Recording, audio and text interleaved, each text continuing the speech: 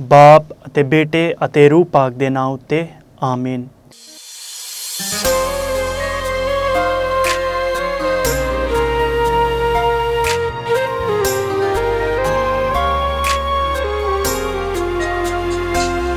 ऐ पाक खुदा तू कर दे दया, ऐ पाक खुदा तू कर दे दया, ऐ पाक खुदा तू कर दे दया, मैनू ऐना काबिल बना। ऐ पाक खुदा तू कर दे दया, मैनू ऐना काबिल बना। मैनू दनाई दा वरदान दे, तेरे पैदा नू जान सका। ऐ पाक खुदा तू कर दे दया, मैनू ऐना काबिल बना। मैनू दनाई दा वरदान दे, तेरे पैदा नू जान सका। तेरे पैदा नू जान सका, तेरे पैदा नू जान सका। ਸਾਰਿਆਂ ਨੂੰ ਜੈ ਯਸੂ ਦੀ।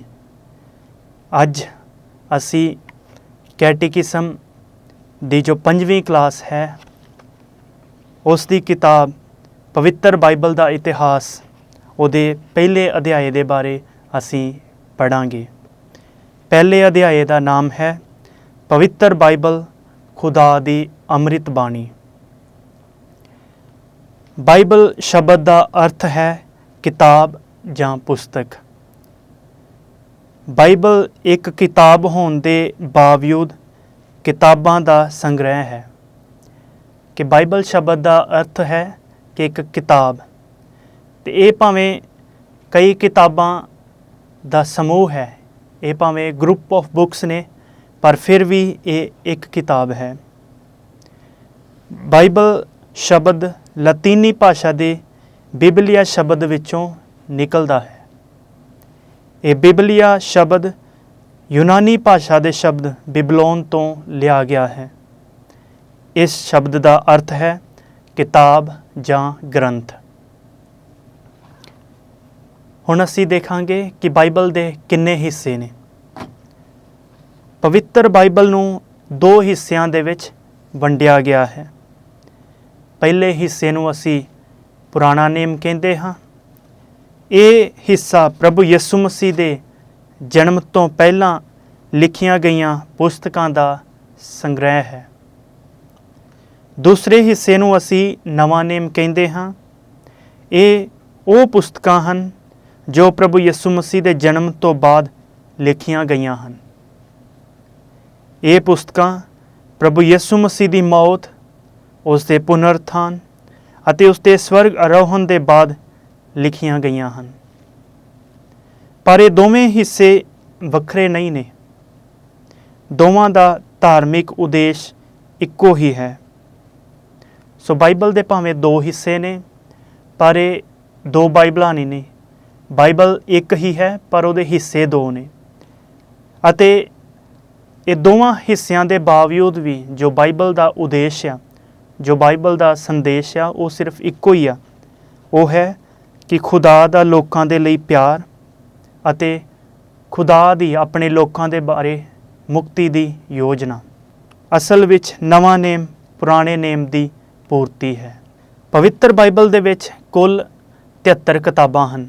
ਇਹਨਾਂ ਵਿੱਚ ਕੈਥੋਲਿਕ ਪਰੰਪਰਾ ਅਨੁਸਾਰ ਪੁਰਾਣੇ ਨੇਮ ਵਿੱਚ 46 ਅਤੇ ਨਵੇਂ ਨੇਮ ਦੇ ਵਿੱਚ 27 ਕਿਤਾਬਾਂ ਹਨ। ਪਰ ਪ੍ਰੋਟੈਸਟੈਂਟ ਪਰੰਪਰਾ ਦੇ ਅਨੁਸਾਰ ਪੁਰਾਣੇ ਨੇਮ ਵਿੱਚ 39 ਅਤੇ ਨਵੇਂ ਨੇਮ ਦੇ ਵਿੱਚ 27 ਪੁਸਤਕਾਂ ਹਨ। ਸੋ ਜੋ ਕੈਥੋਲਿਕ ਬਾਈਬਲ ਹੈ ਉਹਦੇ ਵਿੱਚ 73 ਕਿਤਾਬਾਂ ਹਨ ਅਤੇ ਜੋ ਪ੍ਰੋਟੈਸਟੈਂਟ ਬਾਈਬਲ ਹੈ ਉਹਦੇ ਵਿੱਚ ਘੱਟ ਕਿਤਾਬਾਂ ਹਨ। ਇਹ ਇਸ ਲਈ ਕਿ ਪ੍ਰੋਟੈਸਟੈਂਟ ਲੋਕ ਪੁਰਾਣੇ ਨੇਮ ਦੀਆਂ 7 ਪੁਸਤਕਾਂ ਨੂੰ ਬਾਈਬਲ ਦੇ ਹਿੱਸੇ ਨੂੰ ਨਹੀਂ ਮੰਨਦੇ। ਹੁਣ ਅਸੀਂ ਦੇਖਾਂਗੇ ਕਿ ਬਾਈਬਲ ਦੀਆਂ ਮੂਲ ਭਾਸ਼ਾਵਾਂ ਕਿਹੜੀਆਂ ਨੇ, ਕਿਹੜੀ ਭਾਸ਼ਾ ਦੇ ਵਿੱਚ ਬਾਈਬਲ ਜਿਹੜੀ ਸੀ ਜਾਂ ਬਾਈਬਲ ਦੀਆਂ ਕਿਤਾਬਾਂ ਜਿਹੜੀਆਂ ਸੀ ਉਹ ਲਿਖੀਆਂ ਗਈਆਂ ਸਨ। ਇਬਰਾਨੀ, ਅਰਮਿਕ ਅਤੇ ਯੂਨਾਨੀ ਬਾਈਬਲ ਦੀਆਂ ਮੂਲ ਭਾਸ਼ਾਵਾਂ ਹਨ। ਇਬਰਾਨੀ, ਅਰਮਿਕ ਅਤੇ ਯੂਨਾਨੀ ਬਾਈਬਲ ਦੀਆਂ ਮੂਲ ਭਾਸ਼ਾਵਾਂ ਹਨ।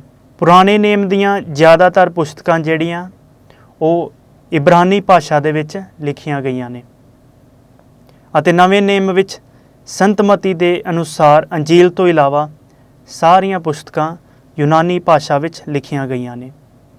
ਸੋ ਪੁਰਾਣਾ ਨੇਮ ਜਿਹੜਾ ਹੈ ਉਹ ਇਬਰਾਨੀ ਭਾਸ਼ਾ ਦੇ ਵਿੱਚ ਲਿਖਿਆ ਗਿਆ ਹੈ ਅਤੇ ਨਵਾਂ ਨੇਮ ਜਿਹੜਾ ਹੈ ਉਹ ਯੂਨਾਨੀ ਭਾਸ਼ਾ ਦੇ ਵਿੱਚ ਲਿਖਿਆ ਗਿਆ ਹੈ, ਸਿਵਾਏ ਮਤੀ ਦੀ ਅੰਜੀਲ ਦੇ।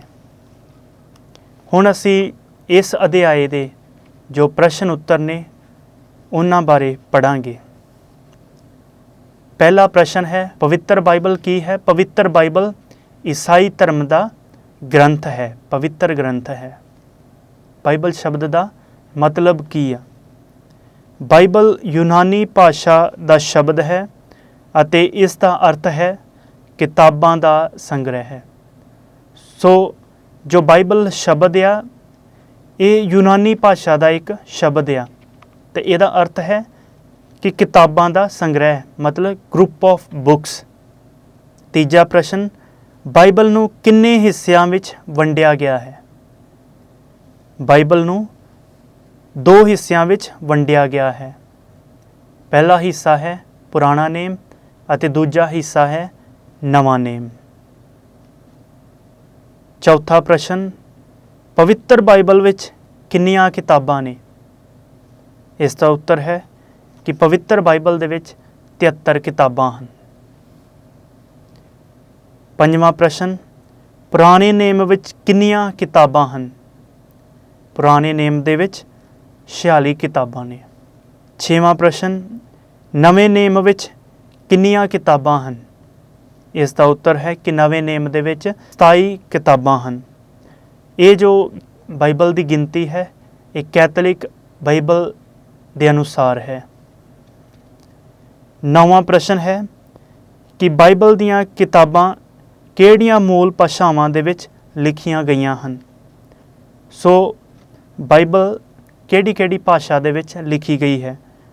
ਇਹ ਹੈ ਅਰਮਿਕ, ਇਬਰਾਨੀ ਅਤੇ ਯੂਨਾਨੀ ਭਾਸ਼ਾ।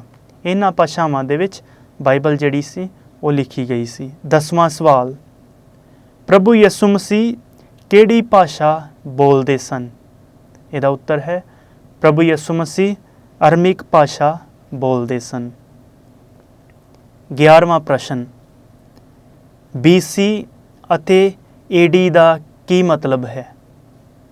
BC ਦਾ ਮਤਲਬ ਹੈ ਪ੍ਰਭੂ ਯਿਸੂ ਦੇ ਪਹਿਲੇ, BC ਮਤਲਬ ਬਿਫੋਰ ਕ੍ਰਾਈਸਟ ਅਤੇ AD ਦਾ ਅਰਥ ਹੈ ਯਿਸੂ ਮਸੀਹ ਦੇ ਜਨਮ ਦੇ ਬਾਅਦ, ਪ੍ਰਭੂ ਯਿਸੂ ਮਸੀਹ ਦੇ ਜਨਮ ਦੇ ਬਾਅਦ।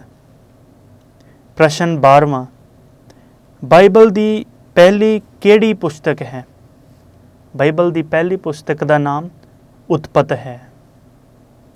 ਸਵਾਲ 13ਵਾਂ, ਉਤਪਤ ਦੇ ਗ੍ਰੰਥ ਦਾ ਲਿਖਾਰੀ ਕੌਣ ਹੈ?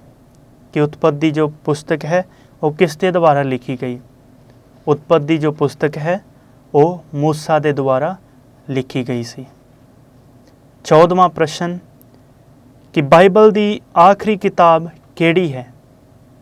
ਇਸ ਦਾ ਉੱਤਰ ਹੈ ਕਿ ਬਾਈਬਲ ਦੀ ਆਖਰੀ ਕਿਤਾਬ ਦਾ ਨਾਮ ਪ੍ਰਕਾਸ਼ ਦੀ ਪੋਥੀ ਹੈ।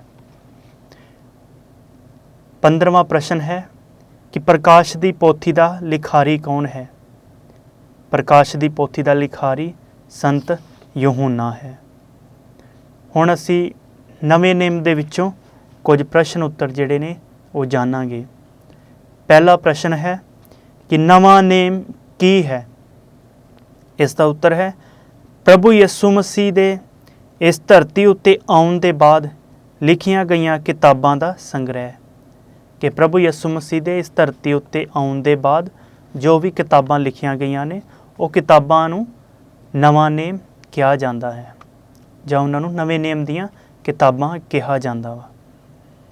ਨਵੇਂ ਨੇਮ ਵਿੱਚ ਕਿਹੜੀਆਂ ਕਿਤਾਬਾਂ ਨੇ, ਕਿ ਜਿਹੜੀਆਂ ਨਵੇਂ ਨੇਮ ਦੇ ਵਿੱਚ 27 ਕਿਤਾਬਾਂ ਨੇ ਉਹ ਕਿਹੜੀਆਂ ਨੇ?